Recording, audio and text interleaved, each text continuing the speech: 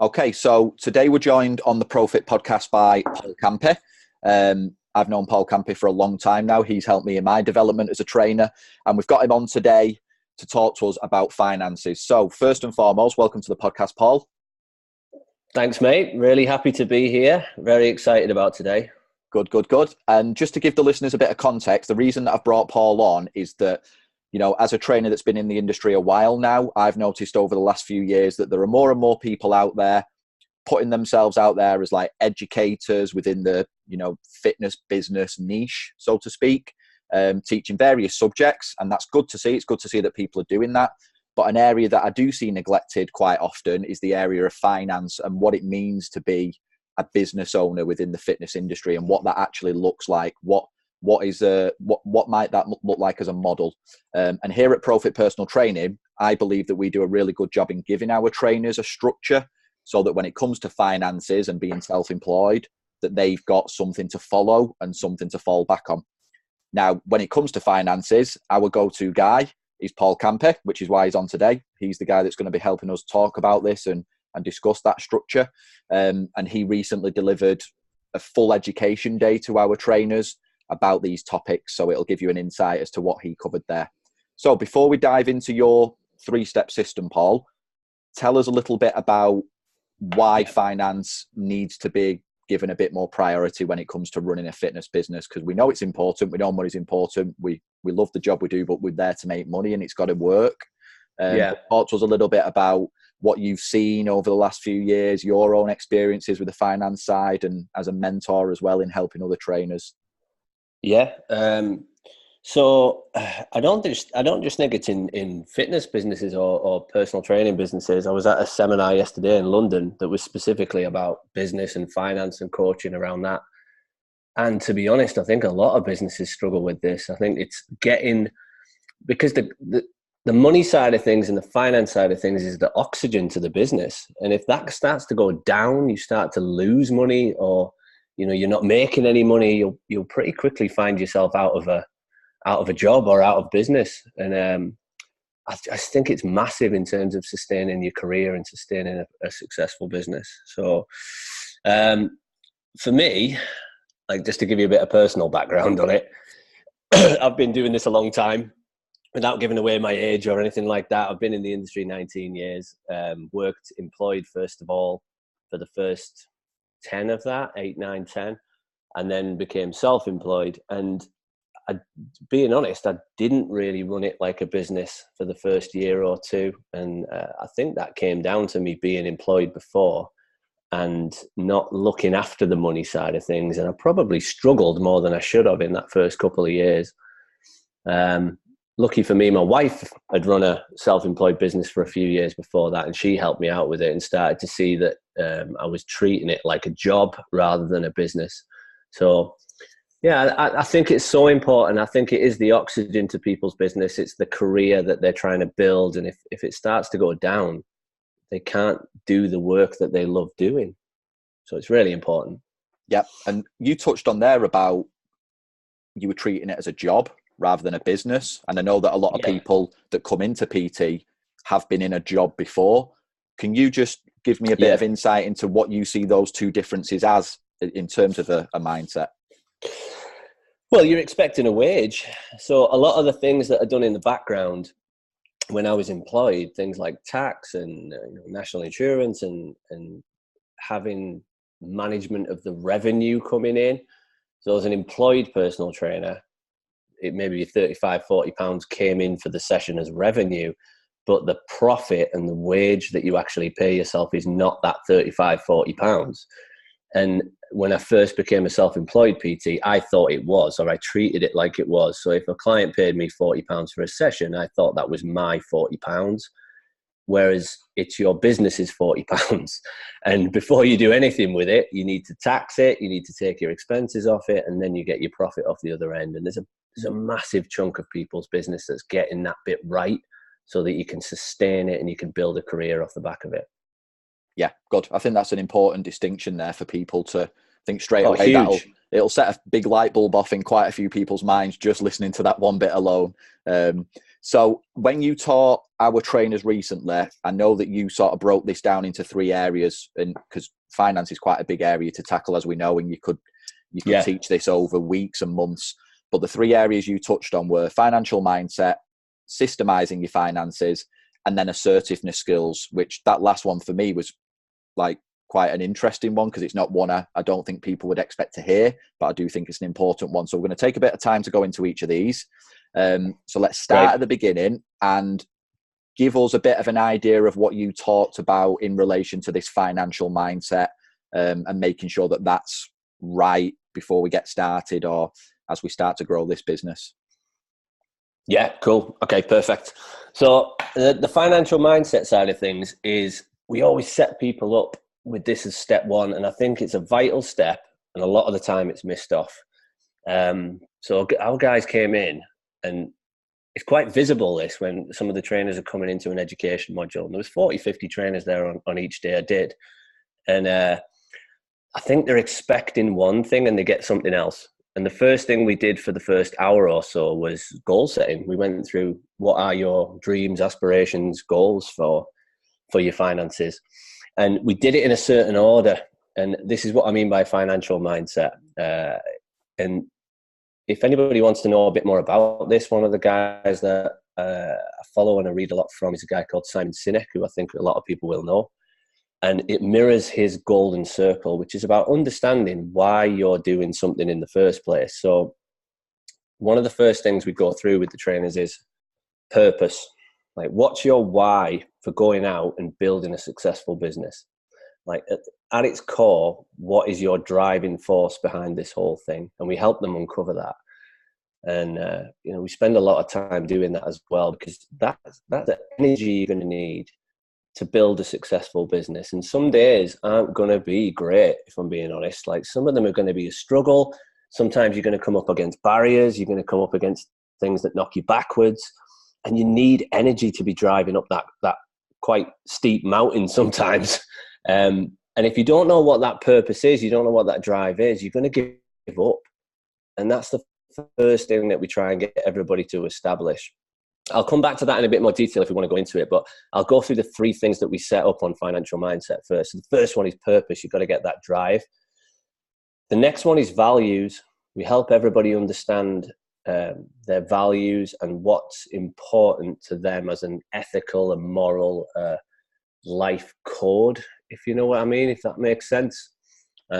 So I'll give you an example of a value, and then that'll help maybe understand what I'm talking about. But one of the key values to a lot of our guys is things like being honest or working hard or building relationships. And in order to achieve these massive goals that people set themselves, they have to understand their values along the way. That's their guiding compass on the way to these huge goals. So we help people uncover, all right, there's the driving force. Now, how are you going to behave on your way to this goal? What things are important to you? And then the last thing we do, the third part to that series, is we actually start to set some tangible goals, which is probably what most people were expecting. When I said they're coming in expecting one thing and they get another, they were probably coming in expecting to say, right, I want to make £50,000 a year. I want to make £100,000 a year. I want 40 clients on my books, like traditional type goal setting where we set a target. That's the last bit we do. That's the last section. Before we set those tangible, those SMART goals, we have to understand why you're doing it. And we have to understand what's important to you on this journey, which is your values. So that's what I meant by the financial mindset side of things. Yeah, I think that's really important. I think that's a great way of thinking about it. And the values part of it is particularly important, because I think it will give you a bit more clarity as well around, you say you want to earn X amount.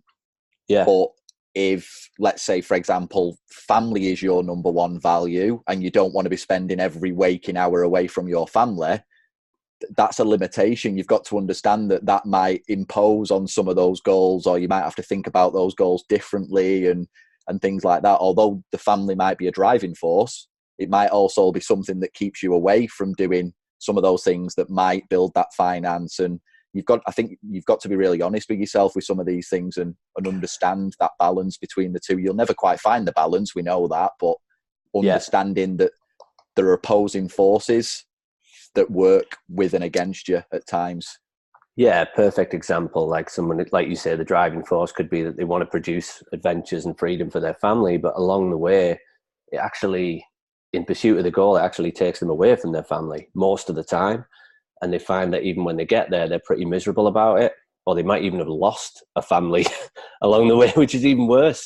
Which I've known people where that's happened to them, people who are coming to be coached by us, and that's what they've ended up doing. And that's why the values are so important. That's why you describe it as a compass on the journey. Whenever you start to feel like you're a little bit off track, and you will feel like you're off track, the values will get you back on the right path. That's what they're about. Yep. And I think alongside the values, the bit you mentioned before that in relation to purpose, I think those two interlink really well. One of the reasons for that is not only does it help you decide what you want, it can help you decide what you don't want. And a big part of any sort of goal setting process, I'm doing a bit of reading about this myself at the minute. We've got to understand that when we're in pursuit of any goal, like you said, there's going to be days that are hard. And it's important 100%. to highlight that when you set these goals, like what are the potential ball aches? So every goal is probably going to come with a whole host of ball aches and obstacles along the way. And it's not just about choosing your goal, it's about choosing your ball aches. Like what struggles are you willing to endure along the way in pursuit of that goal? Because it might change the way you attack that goal, or it might even change the goal itself. You might have to think about it a little bit differently. So again, if we don't do this with people, how can they get clear on that? Yeah, I think that's totally true. We ask a question in consultation, don't we, about like what are you willing to, or what are you getting right now out of not achieving your goal, which kind of confuses people sometimes because they think, well, that's a silly question. I'm not getting anything from it, but they genuinely are. Like, these are the ball aches that you have to think, what are you willing to give up? What are you willing to endure? How hard is this journey going to be? Because it is going to be hard. Yeah. And I think it's so important to set those things up, purpose, values, then the goals, then start to think about the targets that you're after. And exactly what you said, are they the right targets?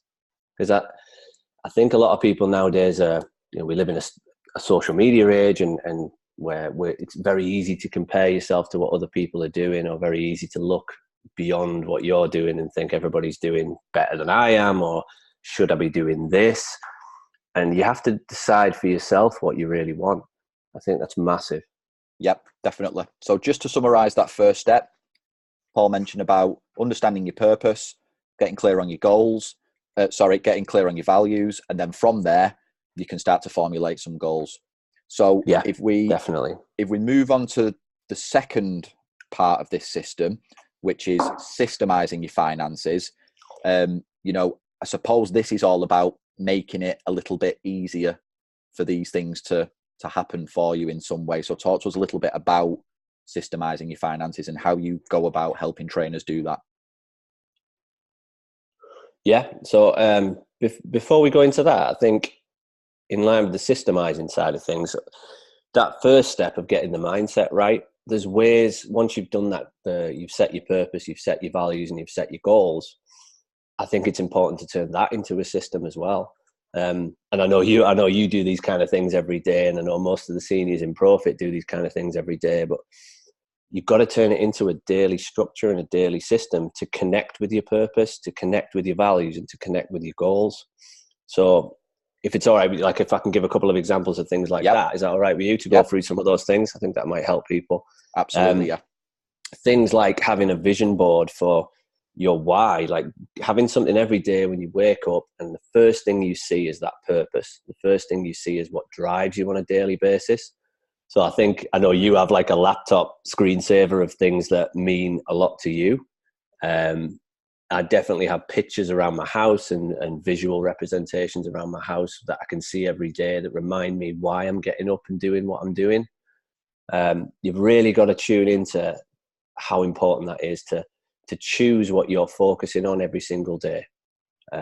Like make that the start of your day. The other thing is, like, we have a 90-day planner. within Profit that we give to the trainers that have some simple strategies in every day that will help you connect with values and what are your main priorities. So we put in there, write down your 5 wins every single day. And that can be a daily habit. Write down 5 things that you did today that were a win.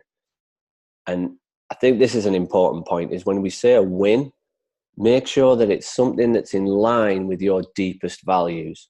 So it could be if one of your values is honesty, you had an honest conversation with somebody today, even though it was difficult.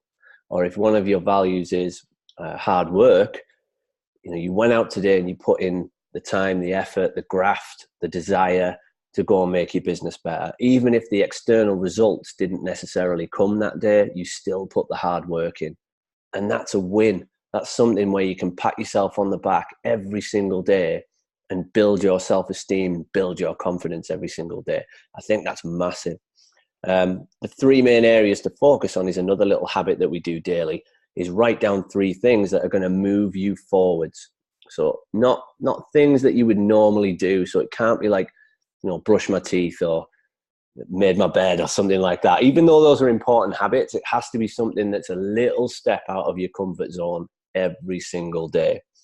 So I just actually came off the back of doing a mentor session this morning with one of our higher level trainers, and they're talking about, one of their big future goals is buying a new house. And we said, right, what can we do that's focused towards that? Because this is like a 5-year goal we're talking about.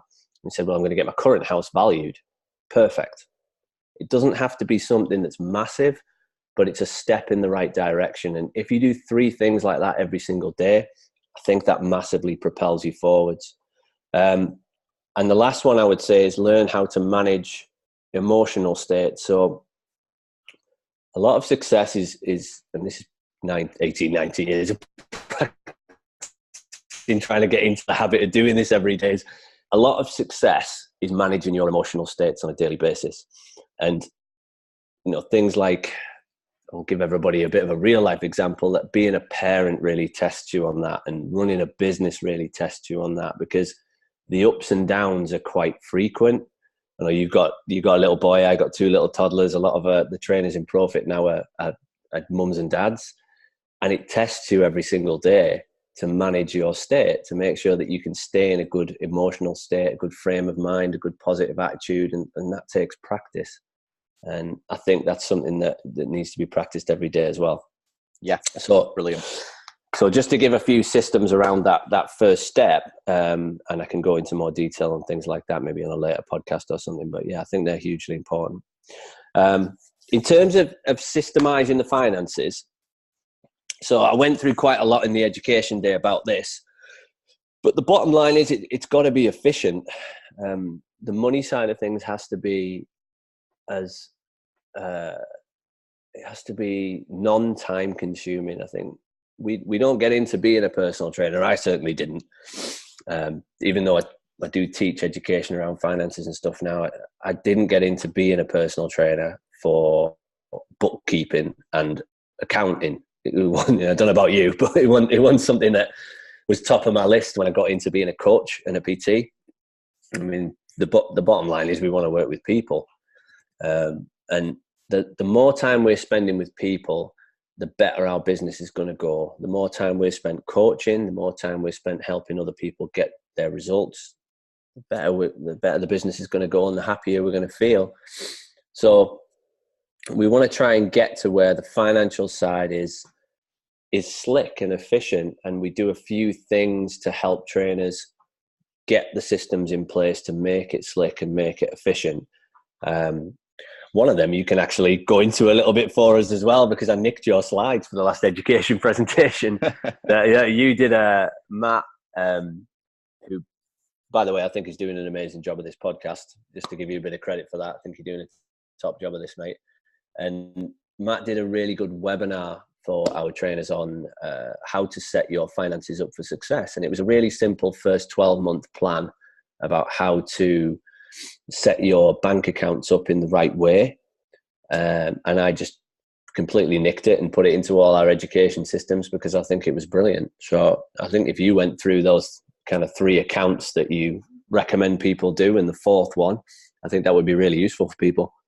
Yeah, so that simple system that I sort of outlined was basically, it came off the back of me wanting to buy my first house and having to get on top of my own finances as a self-employed individual. So, every business owner should have a business account. That's where you get paid. That's where clients and whatever else, no matter what business you're in, that's where all your money goes in. That for me is a surefire way of measuring your revenue, because that total figure that goes into that account is everything. That's your revenue for the month. That all goes in there. We tell our trainers to set clients up on standing orders so that they know at the start of the month what revenue they're generating for that month ahead.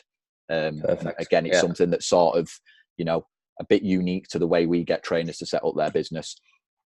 So once that money's all in there, what do you do with it?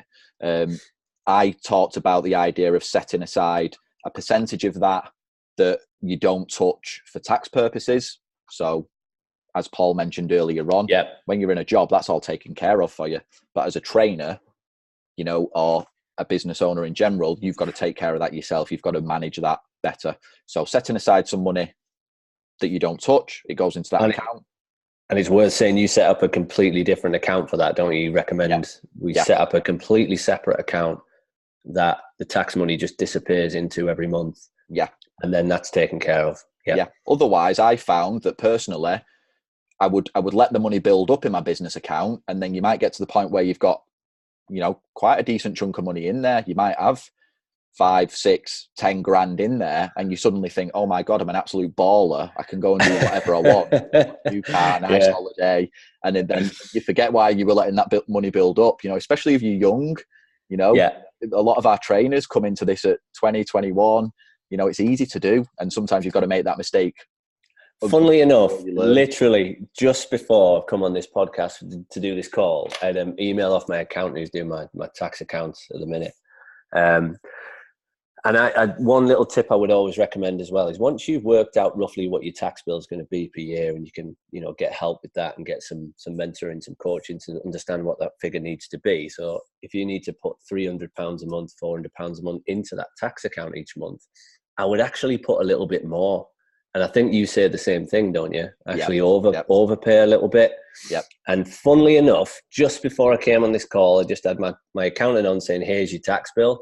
And I've got more than enough in my tax account to pay that bill. So I've actually left myself a little bit of play money there that I can do whatever I want with for the rest of the year. And that's the idea, is that it's like a little bit of bonus money that you weren't necessarily using, you weren't expecting. But it was such a nice feeling to think, right, I've got that covered and I've actually got a little bonus there for myself. Yeah, definitely. So I would always recommend overpaying into that tax account. Yeah. So I sort of use the figure of, if you pay 20% of that revenue into that account, we know that you're taxed at 20%, but you've got expenses to come off first as a business owner. So that's always going to give you that little extra in there that you should have to play around with. Brilliant. The third account I talked about was then having your own personal current account, which is completely separate from your business.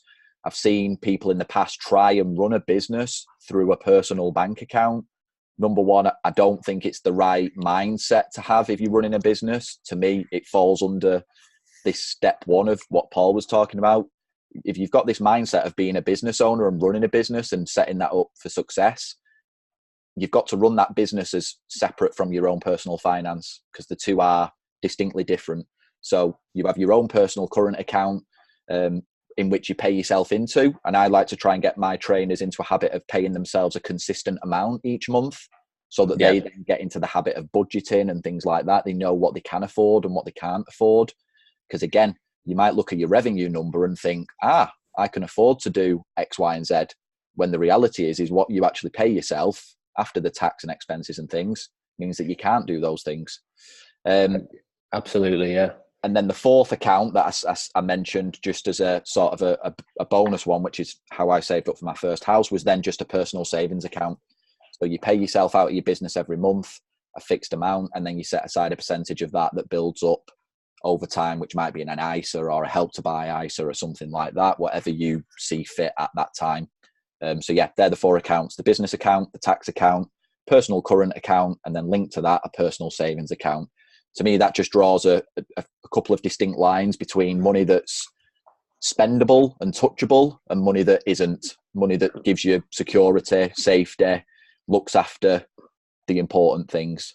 Yeah, I think that's awesome. I think like setting, like you said, that clear distinction between what's personal money and what's business money, I think is one of the most important shifts in people's systems to get them to where they want to be with their business. One thing that I know is in your presentation on the webinar, I'm not sure whether we mentioned it there, is that every month in the business account, you leave a buffer. Yes. So you make sure that there's a bit of money left in that account that keeps building month on month. And it gives you this, effectively, a lot of people would use an overdraft, wouldn't they? Like day to day, would say, that's my buffer. But what if you leave money in that business account every month and let it build up? And this is aside from your tax, aside from your savings, aside from your personal money. It just builds every month. Then if you do need to make a bit of a change in your business, or say, you know, a client does leave, which does happen. There isn't any PT on earth who doesn't lose clients. But if something changes in the business, you're not panicking, you're not losing that good mindset, you're not losing that positive emotional state each day, because you've got that buffer in there. And then you can always take some of that out at the end of the year and use it for something that you really want to use it for. I think it's always a great idea to leave a buffer in the account.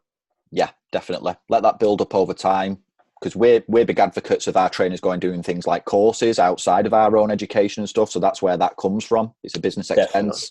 So yeah, the buffer just gives you that extra layer of security. If you need any time off work, even little things like maternity leave, paternity leave, pick up an injury and you haven't, you know, that actually happened to me. I dislocated my knee, didn't have any income protection at the time. I do now, but at the time I didn't.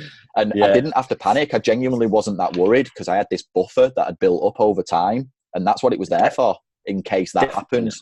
Yeah, you hope you never have to use it, but it's there if just in case. But it's there, exactly. It's there if you need it. And if, like, you speak to any good business person, you've got to keep an eye on that cash flow side of things, and the buffer just helps with all that. And like you said, like you just said there, you touched on a good point about, like, a lot of PTs. One of the complaints we hear from people who aren't profit PTs a lot of the time is maybe they can't go on courses, they can't take time off because they're worried about their business. They're worried about it going under, going down, pretty much because they don't have the system set up in the right way. And there's more than just money involved in wealth. I know that you'll agree with this 100%. Is wealth isn't just about money. Wealth is about a lot of other things that you have in your life. That's why it's so important to have those values lined up. Like, time off work is just as important as time in work. And if you're cash rich but time poor, it'll be pretty miserable for you. It really will.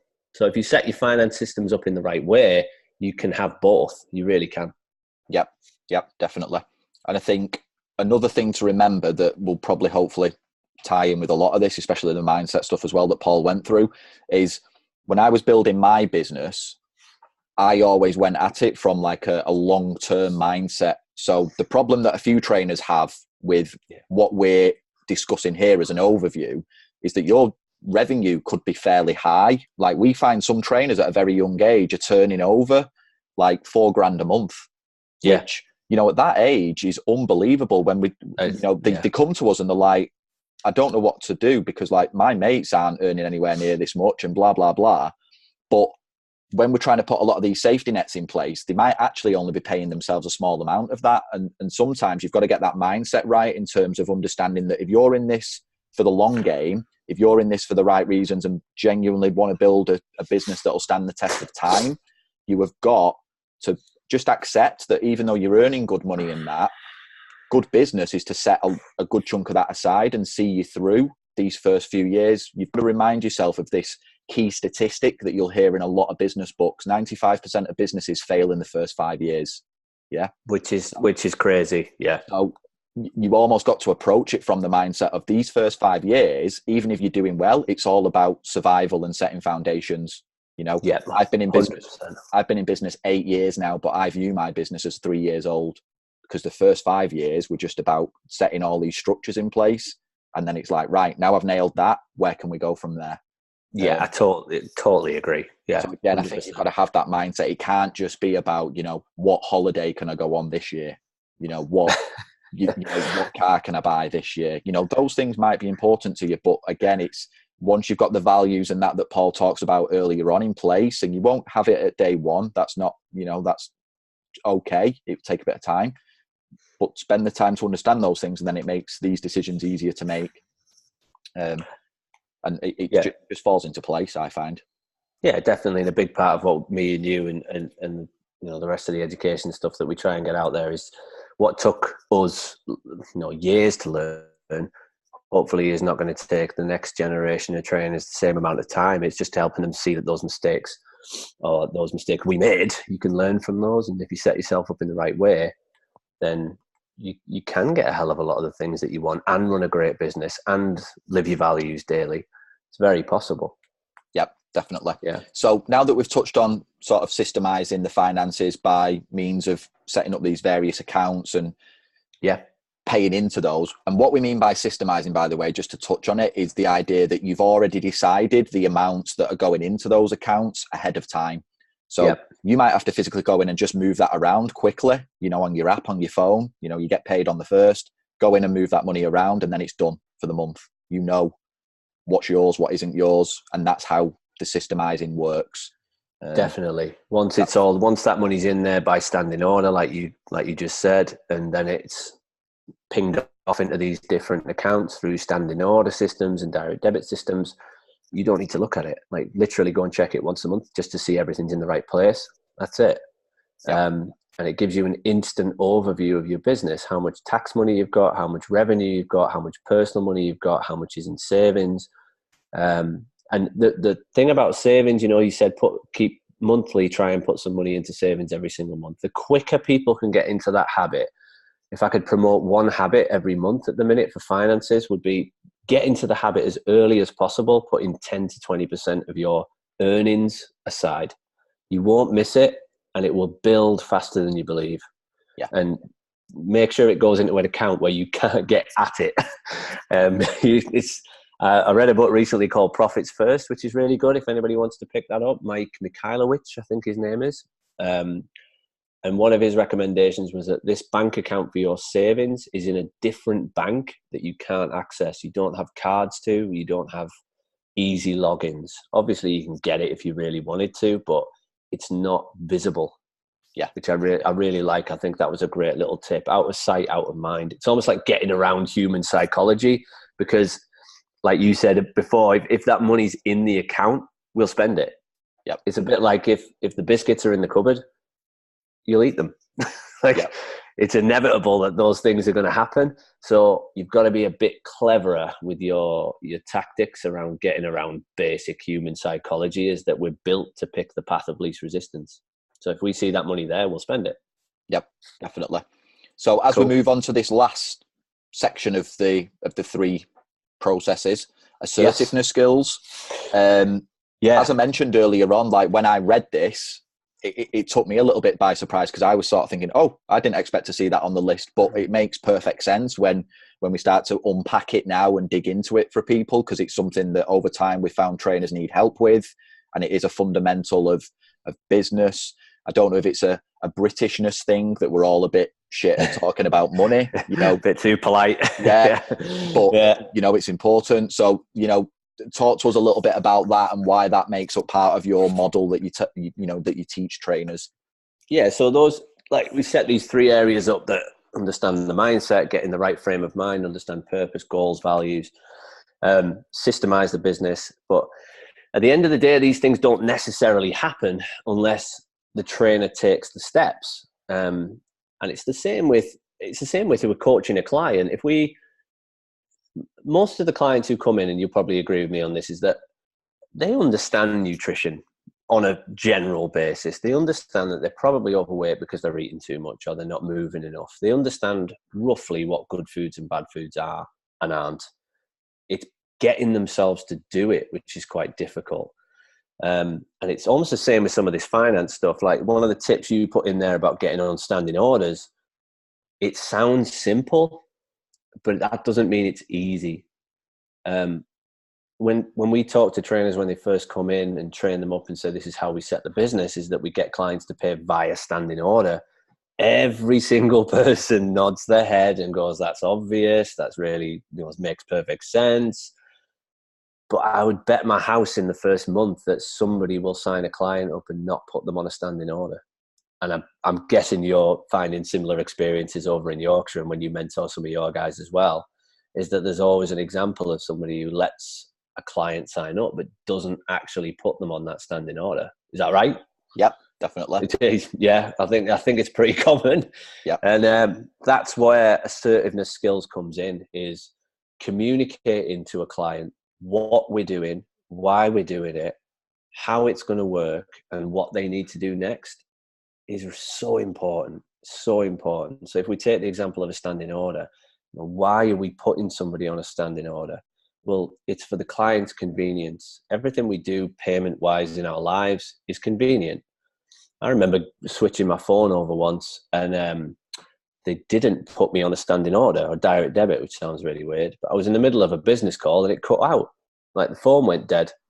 And I was a bit confused, and I rang Orange, who I was on at the time, and said, what's going on? My phone's cut out. And they said, oh, well, you haven't paid your bill. I went, well, put me on a direct debit because this is causing me problems. And it's mainly like we want this whole process to be easy for the client, easy for the trainer, and making it as efficient and as hassle-free as possible, so that we can do the important stuff, which is the work in the gym, which is the work on nutrition, which is the work on coaching. We don't want to be chasing payments, and we don't want the client to be having to log into their bank account every time and pay a bill. And so it makes it more efficient. It makes it easier for them. And the second thing is, it's a bit of a psychological commitment to themselves. So when a client starts, we're saying to them, invest in yourself, commit to this as a decision that you're making. I always like Tony Robbins' description of a decision, that it comes from a Latin word, cadere, which is to cut, which is basically to say, I'm doing this and that's it.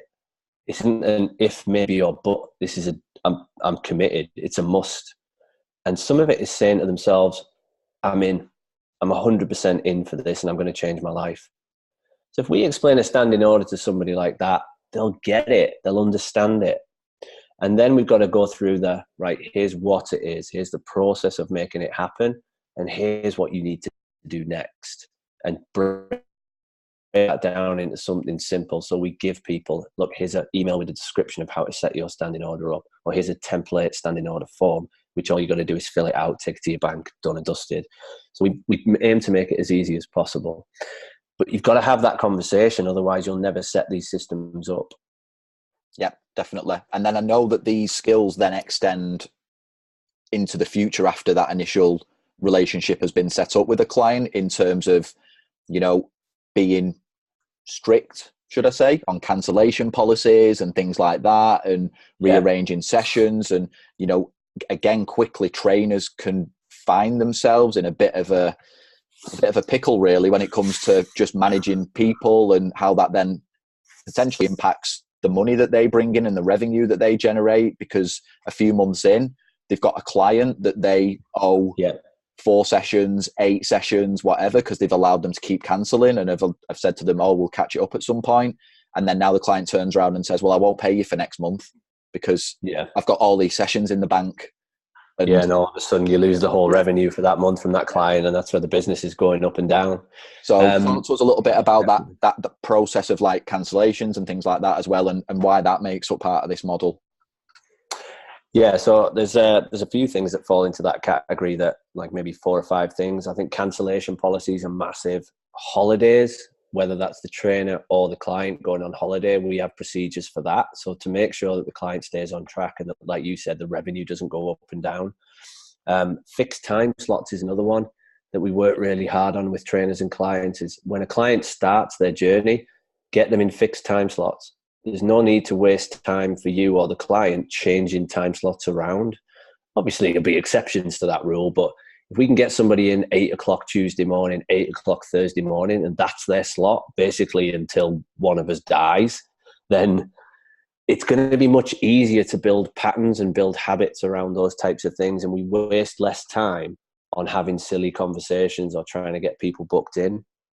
And then the last one was what I touched on before about payment side of things, getting people on standing orders, making that a consistent payment.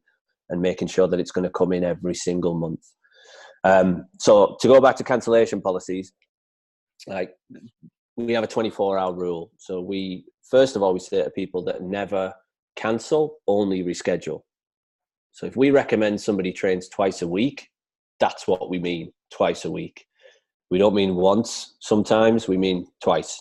So if somebody cancels a Tuesday morning session, we've got to offer them other slots in the week to try and get them in so that they maintain that 2-session average per week. That's going to keep them on track for their goals. But I also think it starts to build a habit, a long-term habit of consistently coming in twice a week to see their trainer. And that's not going to happen straight away. That takes, and again, this is the benefit of experience of these kind of things, but the first 6 months with a client, I find, is a lot of the time is you're creating these boundaries. You're reinforcing these boundaries constantly. So when we say cancellation policy, we mean cancellation policy. When we say fixed time slot, we mean fixed time slot. When we say holidays will be dealt with and we'll make sure that we get sessions moved around, we will. And I genuinely think, I think a lot of clients will come in. It's a bit like teaching your kids anything. Like when you first give them a rule, they test it and they see whether you're serious. They see whether this is actually a rule that you're going to enforce and you're going to back it up, or is it something that you're going to actually be flexible on? And we've got to be making sure that the important things like cancellations, holidays, fixed time slots, payments, those are backed up and we don't waver on them. And assertiveness, or the assertiveness training that we do, is a way to handle those challenges head on, but really steer away from a couple of things. One, being aggressive with it, which is what we've seen a lot of people do, and I've done myself over the years, is you get so annoyed about the situation that you're going too aggressive, or being passive, which is you don't tackle it at all. And the client gets to know that actually you don't back those boundaries up. And the worst thing in the world there is they start to lose respect for you. So it's not just the time slot or the payment that starts to go, it's everything. Compliance to the plan, compliance to the nutrition, the lot. Yeah, definitely. And I know that, assertiveness was something I had to work on when I first started with all this. It's easy to let people off the hook. We've all done it. And sometimes that's definitely, you learn the importance of it by not doing it. And then you build from there, and you get messed around from time to time, and you see the impact of that, and you think, right, not only is this not good for me, it's not good for the client. Again, a lot of trainers have to remember that clients generally are using them for the accountability side of things. Like you alluded to earlier, they already have an idea about exercise and nutrition. Actually, what they need is help implementing a program and a structure. And, if you are letting them miss sessions and things like that, you're not doing your job. So it's easier for them to get rid of you out of their life, because fundamentally you're not doing your job. You're not helping them in that journey of seeing the importance of, no, you need to leave work at that time to get to the gym. Otherwise it doesn't happen. And I get it's having those difficult conversations with clients because they come wanting to pay us for a service and we feel like we're there to serve them. Yeah. There was, and like you said early in your career, definitely early in my career, I was more passive. Well, I was a combination of passive and aggressive. So I would probably not approach the situation for a long time, and until it got to a point of where I was literally so pissed off, I was going to blow my lid. And I did. That's what the client got. They got an aggressive response, and that just broke rapport and brought the whole relationship down. Whereas if we just approach it early and we approach it from a values perspective. So we spoke about values at the very, very start of this conversation, about having your values in place. If you're going to be honest with a client, and that doesn't mean mean, that means you've got to be honest with them in the difficult moments. And it can be times when they're not keeping the promises to themselves.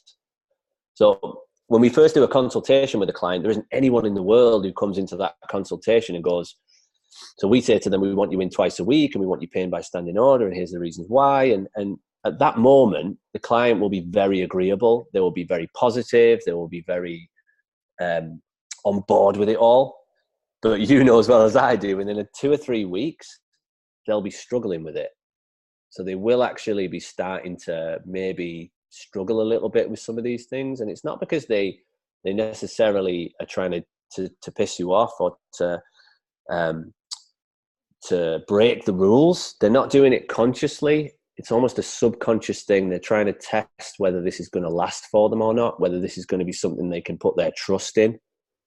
And exactly like I said, like a child would do if they were being parented, it's more about showing them those boundaries and being assertive with them. Yeah, definitely. So if we review these three areas, then we've got the financial mindset. So that was where we talked about early on, understanding your purpose, getting clear on that. The values side of things as well, understanding your values. That will be your guiding compass, as you talked about it, knowing what to do and what not to do and how to approach things. And then we talked about goals as well as part of that. Then we discussed the systemizing aspect of it. You linked that back to step number 1, which I think's a really good idea to do. Systemize how you go about reinforcing that mindset day in, day out, not just around finances, but in terms of success in general. What does that look like for you? So systemize that side of things, and then systemize the actual finance and money side of things as well on top of that, using these various accounts. And then finally, that's all underpinned by a good level of assertiveness that you can build over time, assertiveness with your clients and with yourself. And it's all built on honesty, really, isn't it? A lot of it is. Yeah. And having the systems in place, but then if you struggle with assertiveness, it's a skill. Like you said, as we both said, we probably struggled with it early in our careers, and you build it up and you work on it and you consistently work on it as a skill, trying to get better at it. That is as important as learning how to train somebody properly in a gym or learning a nutrition system that's effective for somebody. Communication is massive, and making sure that you're always working on assertiveness skills will massively improve your business. Yep, definitely. So before we wrap this up today, Paul, have you got any particular resources or anything that you found useful, any books or anything like that, or any particular people to follow, like you mentioned earlier about Simon Sinek? Oh man, right. I know I've put you on the spot here. I didn't preempt this one, did I? But that's a big question. It is. But any that stand out for you? You've mentioned a few people along the way, like Tony Robbins, Simon Sinek. You mentioned a particular book earlier on. I'll probably give you a few in it, like maybe 1 or 2 in each area, if that works for you. That's magic. So the purpose and the financial mindset side of things, I already mentioned him today, but anybody who hasn't been to a Tony Robbins event, he's not everybody's cup of tea because he's American and massively cheesy and that kind of thing. But I think he's the best around. And that hasn't changed in all the time that I've known any of his material. I think that he's still the best around at this kind of stuff. And his UPW event is total immersion. It's 50 hours over a weekend. It's actually in Birmingham next year, which for people up in the north is a lot easier than London. So I would get to something like that and learn as much as you can from that. I did that maybe 11, 12 years ago, and then I repeated it, and I'm probably going to go again next year. It's an awesome event. It changed my life. It will change your outlook on things, and it will really help with that first section. I also mentioned Simon Sinek. I would definitely look at some of his books and resources. Start with Why is a really, really good book, and it mirrors the bits I went through there. So purpose, values, and then your goals. I think he calls that why, how, and what in that order. If you're not a great fan of books or audios, his TED Talk on that is actually really good as well. That's how he sort of came to fame, if I remember rightly. He did an awesome TED Talk on that golden circle. That's right. I think it's in the top 3 of all time on TED. So if you go and search Simon Sinek on TED, it's one of the most popular ones of all time, I believe. In terms of systemizing your stuff, I would look at The E-Myth. Is one of the best books I've ever read on systems. And that's just about making sure that everything you do has a step-by-step structure to it. And if you can write it down and you can teach it to somebody else, it's a system. And I think I genuinely believe this. I don't think if you haven't got systems, you haven't got a business. You haven't got a business. I think if it just relies on your charisma and your energy, I don't think it is a business. I think you have to have something that you could show to somebody else how you do things.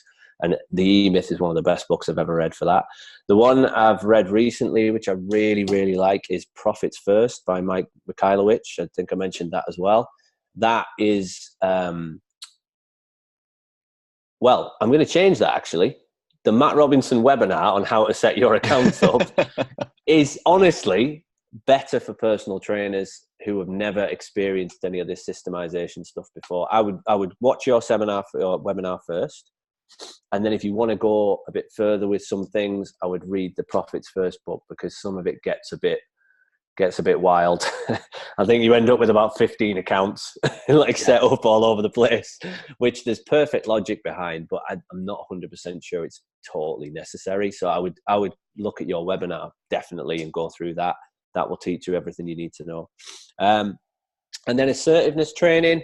We do a hell of a lot on assertiveness training within Profit and our education system, but I would look at books like Crucial Conversations, Motivational Interviewing. Those kind of things will give you an idea of how to structure those conversations and how to make sure that you do it in a caring and empathetic way as well. That's a big part of having honest conversations with people, is that you have to see it through their eyes. You have to approach it with empathy and care.